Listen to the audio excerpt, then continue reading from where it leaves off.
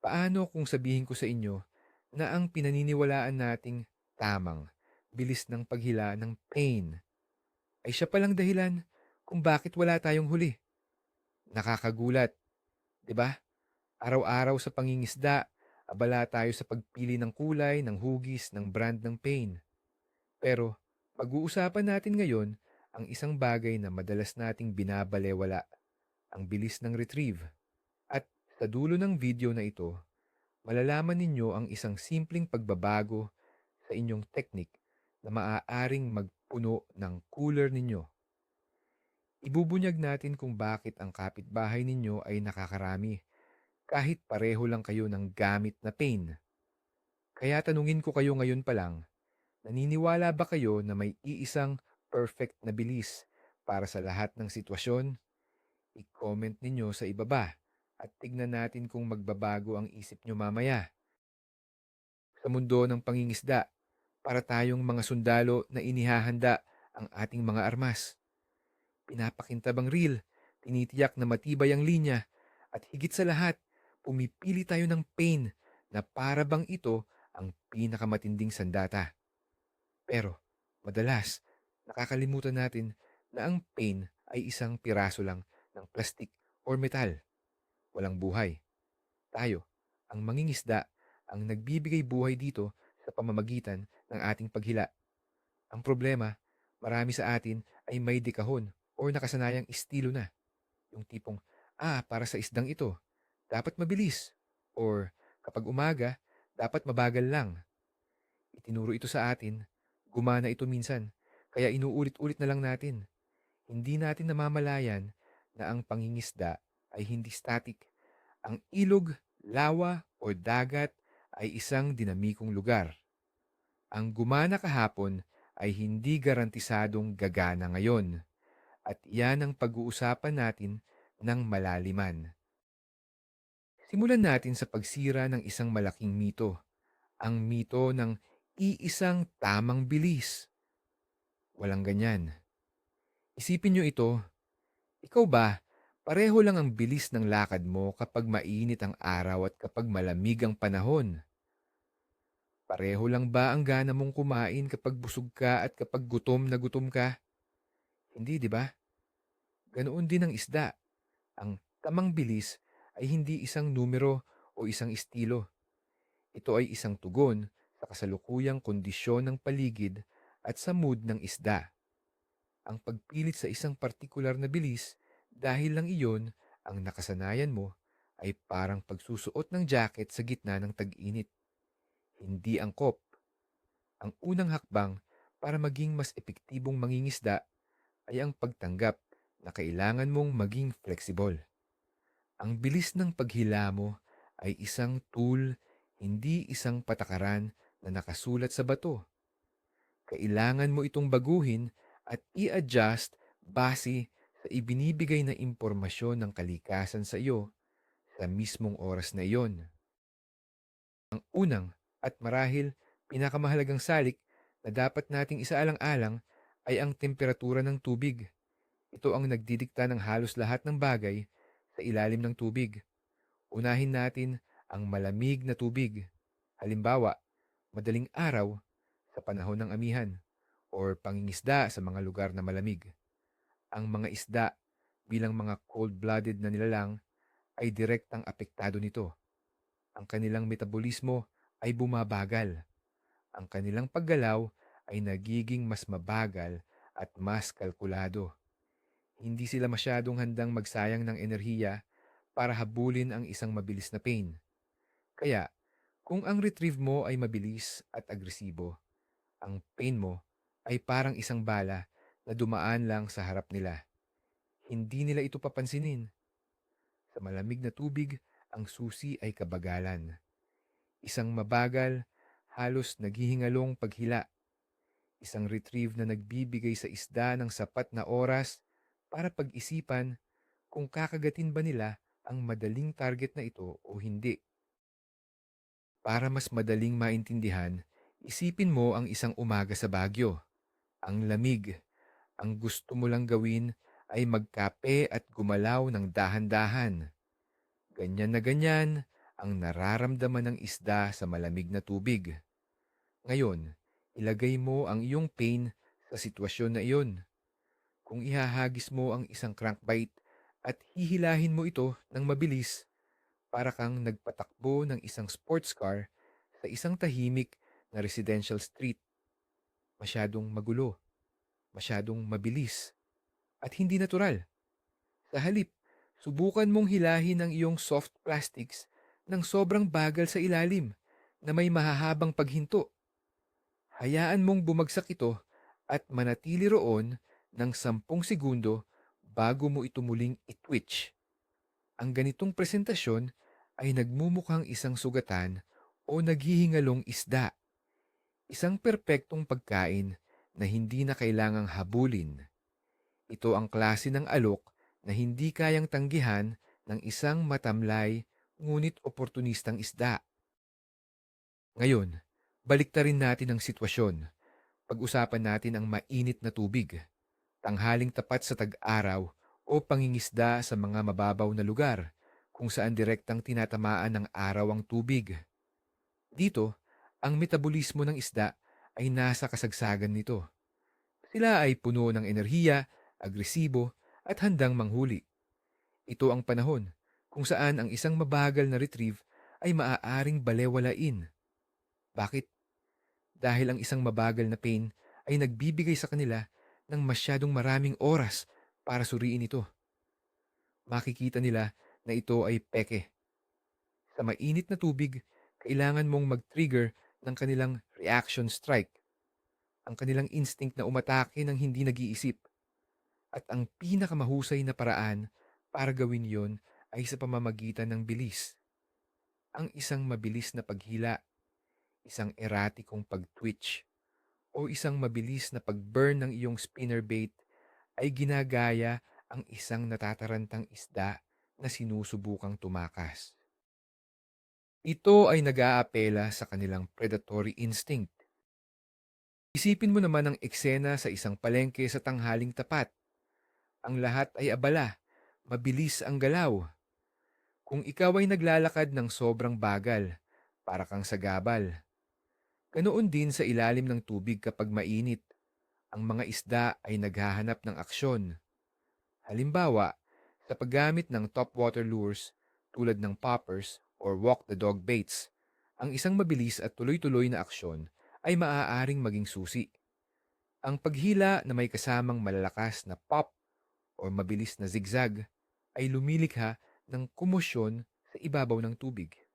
Ito ay sumisigaw ng panic at umaakit sa atensyon ng mga predator mula sa malayo. Hindi na nila iisipin kung totoo ba ito o hindi.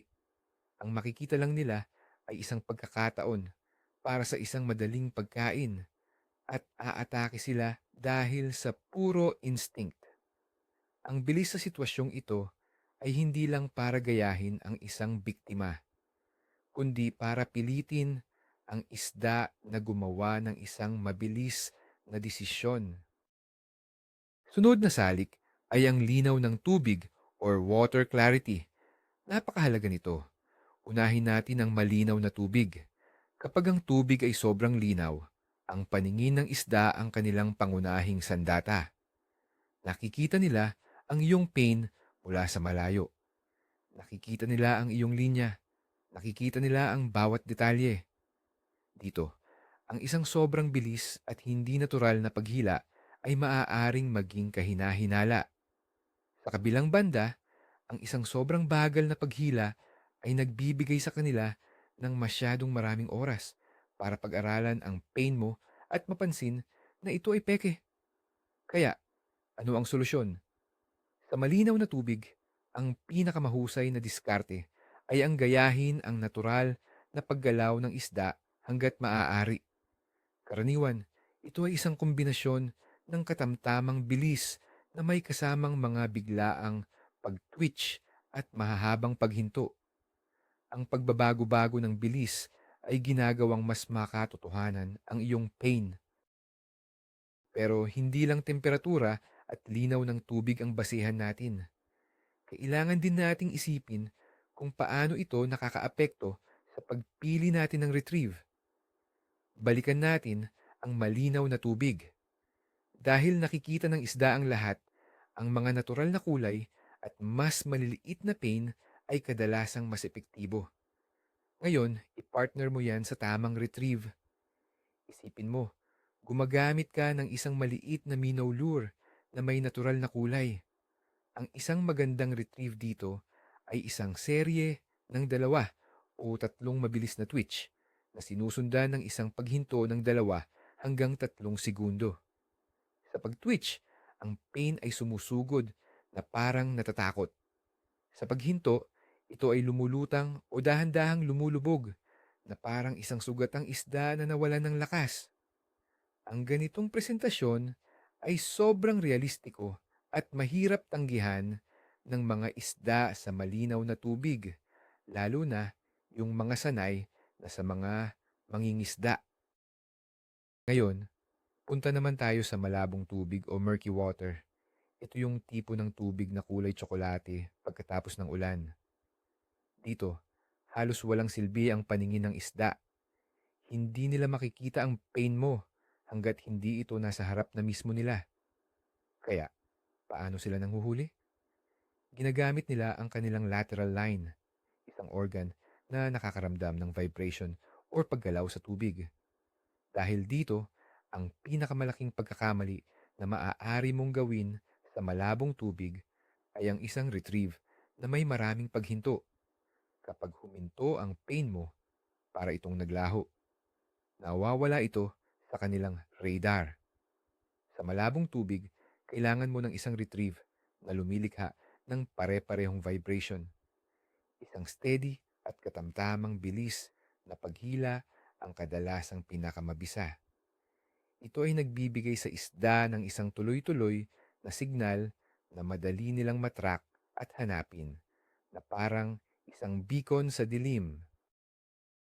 Para mas ma-visualize natin, isipin mo na nasa loob ka ng isang madilim na kwarto. May isang kuliglig sa loob. Paano mo ito hahanapin? Susundan mo ang tunog. Kapag tumigil ito sa pag-iingay, mawawala sa iyo kung nasaan ito. Pero hanggat tuloy-tuloy ang tunog, mas may tsansa kang mahanap ito. Ganoon din ang isda sa malabong tubig. Ang mga pain na may malakas na vibration, tulad ng mga spinnerbaits na may malalaking blades, mga lipless crankbaits na may rattles, o mga chatterbaits, ay perpekto para dito. At ang paraan para makuha ang pinakamagandang resulta sa mga ito ay ang isang tuloy-tuloy at consistent na paghila. Hindi mo kailangan ng mga komplikadong twitch or pause. Ang kailangan mo lang ay hilahin ito sa bilis na nagpapa-vibrate sa pain ng husto para madali itong mahanap ng gutom na predator na nag-aabang sa dilim. Ang oras ng araw ay isa ring kritikal na salik. Pag-usapan natin ang golden hours, ang madaling araw at dapit hapon. Sa mga oras na ito, mababa ang sikat ng araw na nagbibigay sa mga predator ng advantage. Sila ay mas aktibong naghahanap ng pagkain. Ito ang mga prime time para sa pangingisda at ito rin ang pinakamagandang oras para mag-eksperimento sa bilis. Dahil aktibo ang mga isda, maaaring gumana ang parehong mabilis at mabagal na retrieve. Ang pinakamagandang gawin ay magsimula sa isang katamtamang bilis. Pagkatapos ng ilang cast, kung walang kumagat, subukang bumilis. Kung wala pa rin, subukang bumagal ng husto.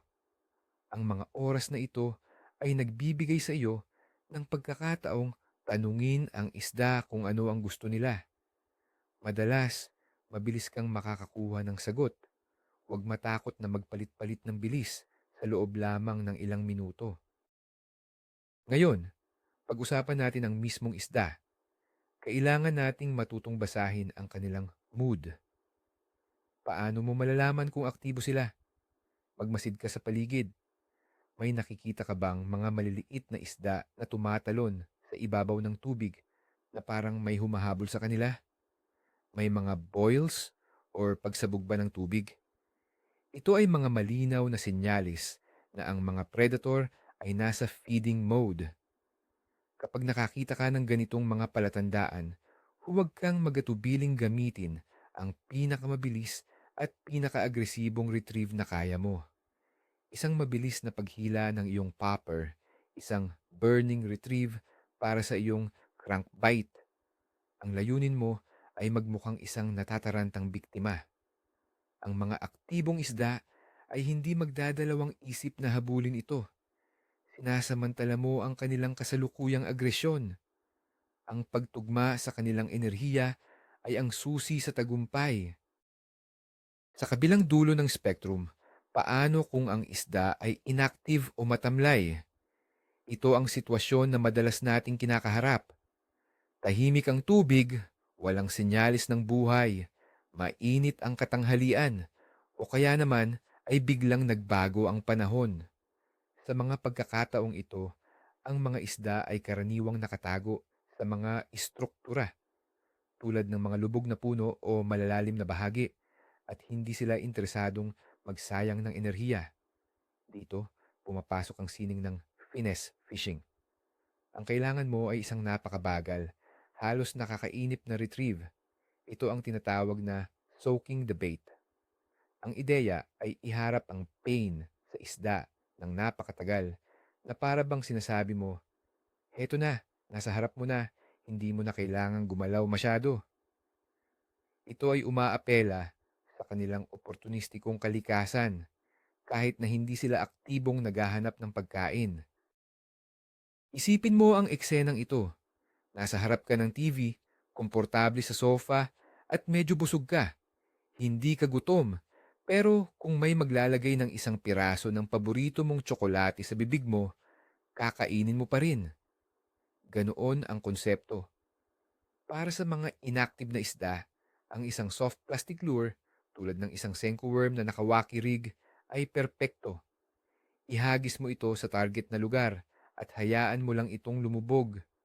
Kapag umabot na sa ilalim, hayaan mo lang doon ng 10, 15 o kahit 20 segundo. Pagkatapos, bigyan mo ito ng isang napakaliit na twitch, sapat lang para umangat ito ng kaunti at hayaan mo ulit. Ang kagat ay madalas na nangyayari sa panahon ng paghinto.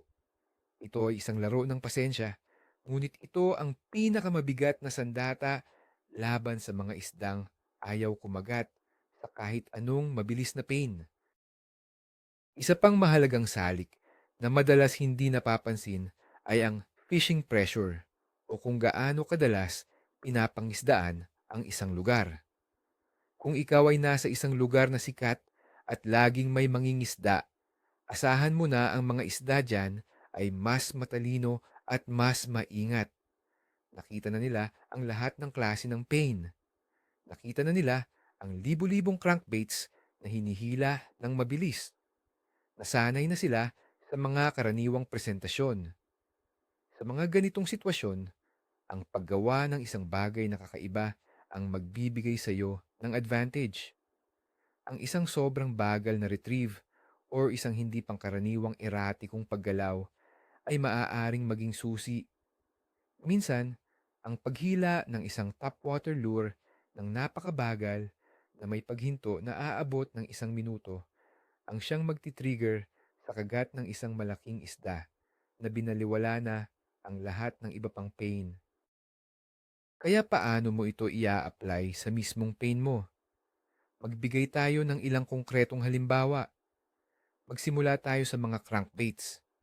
Ang bilis ng paghila mo ay direktang nakakaapekto sa lalim at sa wobble or pag-alog nito. Kung hihilahin mo ito ng mabilis, aalog ito ng mas malakas at mas mabilis, pero hindi ito masyadong lalalim. Kung hihilahin mo naman ito ng mabagal, mas banayad ang alog nito, pero maaabot nito ang pinakamalalim na kaya nito. Kaya, kung ang target mong isda ay nasa ilalim, kailangan mong bagalan ang iyong retrieve pagkatapos nitong umabot sa tamang lalim. Kung sila naman ay aktibo sa gitnang bahagi ng tubig, ang isang mas mabilis na burning retrieve ay maaaring mas epektibo para makakuha ng reaction strike. Ang pagkontrol sa bilis ay pagkontrol sa lalim at aksyon ng iyong pain. Pag-usapan naman natin ang mga top water lures. Dito, ang bilis at ritmo ay kritikal. Halimbawa, sa isang popper, ang isang mabilis na pop-pop-pop na walang hinto ay nagpapahiwatig ng isang isda na aktibong tumatakas. Ito ay maganda para sa mga agresibong isda. Sa kabilang banda, ang isang diskarte na pop, pause ng 5 segundo, pop, pause ulit, ay ginagaya ang isang sugatang isda na nag-aagaw buhay sa ibabaw. Ito ay maaaring maging sobrang epektibo para sa mga mas malalaki at mas maingat na isda na naghahanap ng madaling target. Para sa mga walk the dog lures, ang isang mabilis at tuloy-tuloy na side-to-side na aksyon ay standard. Pero subukan mong ihinto ito sa gitna ng retrieve. Madalas, sa mismong paghinto na yon, biglang sasabog ang tubig dahil sa atake ng isda. Para sa mga soft plastics, dito pinakamahalaga ang konsepto ng paghinto o pause. Ang mga soft plastics ay dinisenyo para magkaroon ng natural na aksyon habang ito ay lumulubog o nakaupo lang sa ilalim.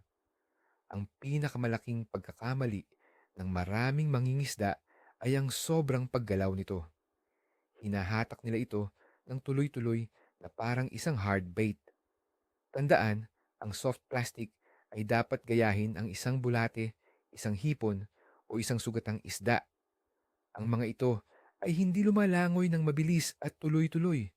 Ang tamang retrieve ay kadalasang isang kombinasyon ng maliliit na hatak o pag-angat ng dulo ng iyong rod na sinusundan ng mahahabang paghinto para hayaan ang pain na gawin ang trabaho nito.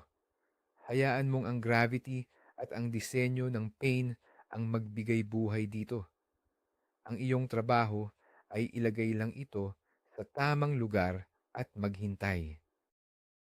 Ang pinakamahalagang aral sa lahat ng ito ay ang konsepto ng pagbabago. Kung ang ginagawa mo ay hindi gumagana, baguhin mo ito. Simple, di ba? Pero marami sa atin ang matigas ang ulo. Mag-iisang oras na tayong naghahagis at walang kagat, pero pareho pa rin ang bilis ng paghila natin. Ang una nating naiisip ay, kailangan kong magpalit ng pain. Pero bago ka magpalit ng pain, subukan mo munang baguhin ang bilis ng paghila mo sa kasalukuyang pain na gamit mo. Bigyan mo ang sarili mo ng isang patakaran. Kung pagkatapos ng 15 minuto o 20 casts ay wala kang naramdaman, baguhin mo ang retrieve speed mo. Mula sa mabilis, subukan mong bumagal ng husto. Mula sa steady, subukan mong lagyan ng mga twitch at pause. Magugulat ka kung gaano kadalas na ang simpleng pagbabago sa bilis ang siyang sagot at hindi ang pagpapalit ng pain. Isipin mo na ikaw ay isang detective na sinusubukang lutasin ang isang kaso. Ang bawat hagis mo ay isang tanong sa isda. Kung pareho lang lagi ang tanong mo at wala kang nakukuhang sagot, kailangan mong baguhin ang iyong tanong. Ang pagbabago ng bilis ng retrieve ay ang pagbabago mo ng tanong. Gusto mo ba ng mabilis ngayon? Walang sagot. Okay, gusto mo ba ng mabagal? Biglang may kagat. Nakuha mo na ang sagot. Ang pangingisda ay hindi lang basta paghahagis at paghihila. Ito ay isang proseso ng pag-e-eliminate. Tinatanggal mo ang mga hindi gumagana hanggang sa mahanap mo kung ano ang gusto ng isda sa partikular na araw at oras na iyon. Ang mangingisda na handang mag-adjust at mag-eksperimento ay ang mangingisda na laging may lamang sa iba. Huwag kang matakot na subukan ng isang bagay na mukhang mali o hindi pangkaraniwan. Panghuli, isama natin ang lahat ng ito. Isipin mo na dumating ka sa isang fishing spot. Bago ka pa maghagis, tumigil ka muna at magmasid. Ano ang temperatura? Mukhang malamig ba o mainit? Ano ang kulay ng tubig? Malinaw o malabo? Anong oras na? May nakikita ka bang anumang aktibidad sa ibabaw? Base sa mga sagot sa tanong na ito, maaari ka nang bumuo ng isang game plan. Halimbawa, okay, maaga pa, medyo malamig, at medyo malinaw ang tubig.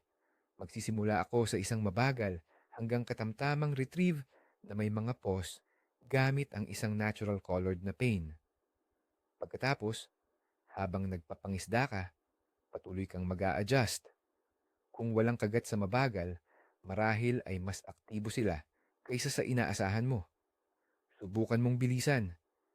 Kung may kumagat sa mabilis, yun na ang pattern mo para sa araw na iyon. Ang diskarte na ito ay nagpapabago sa pangingisda mula sa isang laro ng swerte patungo sa isang laro ng diskarte at pag-obserba. Kaya sa huli, ang tanong ay hindi ano ang tamang bilis, kundi ano ang tamang bilis. Ngayon, sa oras na ito, sa lugar na ito, ang pinakamalaking aha moment na sana ay nakuha ninyo sa video na ito ay ang pag-iisip na ang retrieve speed ay hindi isang fixed setting, kundi isang dial na kailangan mong patuloy na i-adjust. Ito ang pinaka-underrated na skill sa pangingisda. Ang pagmaster nito ang maghihiwalay sa iyo mula sa mga paminsan-minsang nakakahuli lang, patungo sa pagiging isang mangingisda na laging nakakahanap ng paraan para makahuli, kahit sa mahihirap na araw. Ito ay babago sa iyong pananaw mula sa pagiging lure collector patungo sa pagiging isang tunay na fish hunter. Maraming salamat sa panunood at sa oras na ibinigay ninyo. Sana ay may natutunan kayong bago na magagamit ninyo sa susunod ninyong fishing trip. Kung nagustuhan ninyo ang video na ito at nakita ninyong makakatulong ito, huwag kalimutang pindutin ang like button at mag-subscribe sa aming channel para sa mas marami pang tips na tulad nito. At ngayon, para sa inyo, ano ang pinaka hindi malilimutang huli ninyo kung saan ang pagbabago lang sa bilis ng paghila ang naging susi? Ibahagi nyo ang kwento nyo sa comment section sa ibaba. Gusto naming marinig ang inyong mga karanasan.